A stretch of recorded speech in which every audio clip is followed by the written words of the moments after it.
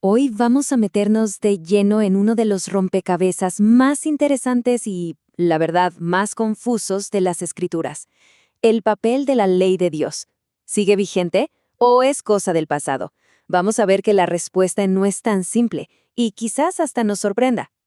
Y esta es la pregunta del millón, ¿no?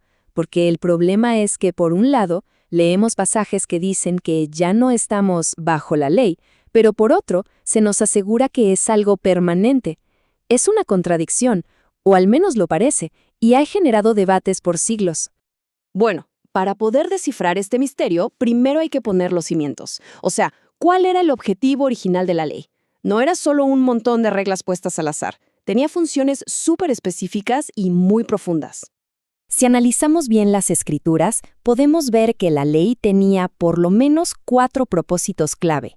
Funcionaba como una guía moral, como un espejo de nuestra propia condición, como la base para una sociedad justa y, muy importante, como una señal que apuntaba a algo más allá.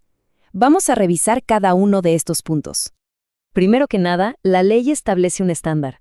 Define lo que es bueno, lo que es justo, y nos da una especie de brújula moral. Sin este parámetro, pues, la moral se vuelve algo relativo y se pierde la idea de lo que está bien y lo que está mal.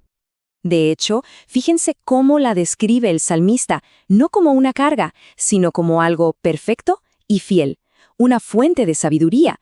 Se veía como la guía definitiva para vivir una vida en armonía con Dios. Ahora, aquí viene lo interesante, su segunda función.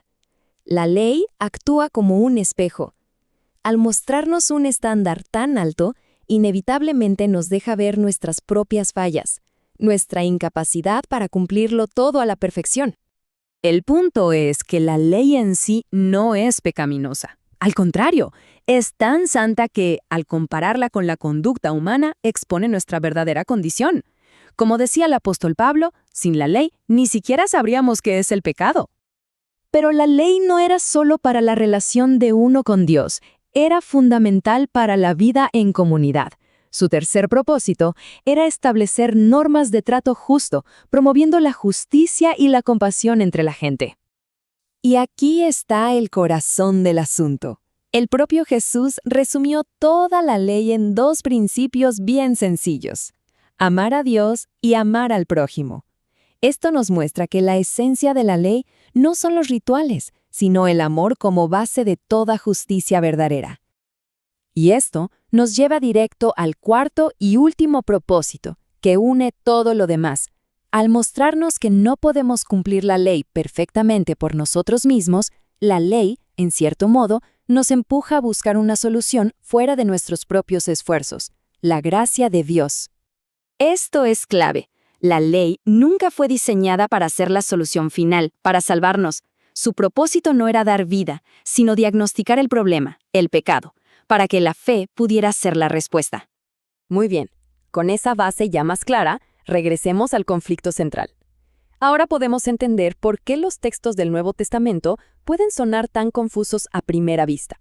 Y aquí la tensión es evidente. De un lado, pasajes que dicen que los creyentes están libres de la ley, y del otro, Jesús afirmando que no vino a eliminarla y que seguirá intacta. Incluso se siguen citando mandamientos del Antiguo Testamento. La contradicción parece total. Así que la pregunta es inevitable, ¿no? ¿Cómo es posible que ambas cosas sean ciertas? ¿Hay alguna forma de reconciliar estas ideas que parecen completamente opuestas? Pues la solución a este enigma no es elegir un lado o el otro, sino entender una distinción clave. La pieza que nos faltaba para resolver el misterio es que la ley no es una sola cosa. En realidad, se compone de 2 aspectos muy diferentes. Primero está lo que llamamos la ley ceremonial. Esta parte incluía todas las prácticas y rituales específicos para la nación de Israel en su tiempo, los sacrificios de animales, las reglas sobre qué comer, las fiestas religiosas, los ritos, eran sobre todo prácticas simbólicas. Y en segundo lugar está la ley moral, y aquí la cosa es totalmente distinta. Ya no hablamos de rituales, sino de principios eternos que reflejan cómo es Dios: amar, honrar, ser honesto, justo, respetar la vida. La diferencia es fundamental. Entonces, con esta distinción bien clara, por fin podemos armar el rompecabezas. La solución está en entender el concepto de cumplimiento, no de abolición. Pensemos otra vez en la ley ceremonial. Todos esos rituales, todos esos sacrificios, nunca fueron el objetivo final. Eran como una flecha, un símbolo, una especie de sombra que apuntaba hacia una realidad mucho más grande que estaba por venir. Exacto. Este pasaje lo dice clarísimo. Las reglas sobre comida, bebida o fiestas eran solo una sombra. La sustancia, la realidad que proyectaba esa sombra, es Cristo. Su sacrificio se considera el definitivo, y por eso los sacrificios de animales ya no tenían sentido. Y así es como se resuelve el enigma. Los pasajes que hablan de estar libres de la ley se refieren a la ley ceremonial, que se considera cumplida en Cristo.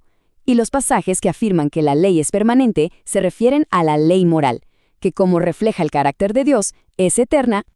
Así que cuando Jesús dijo que no vino a abrogar, sino a cumplir la ley, se refería a esto. No vino a borrar los principios morales, para nada. Vino a llevar el propósito de la ley ceremonial a su destino final. La ley moral se queda, mientras que la ley ceremonial llegó a su meta. Y todo esto nos deja con una reflexión final. Si el núcleo de la ley que sigue vigente es simplemente amar a Dios y amar al prójimo, ¿qué implicaciones tiene eso para el mundo de hoy? ¿Cómo cambiaría nuestro enfoque sobre la ética, la justicia y las relaciones humanas si ese principio fuera nuestra verdadera guía?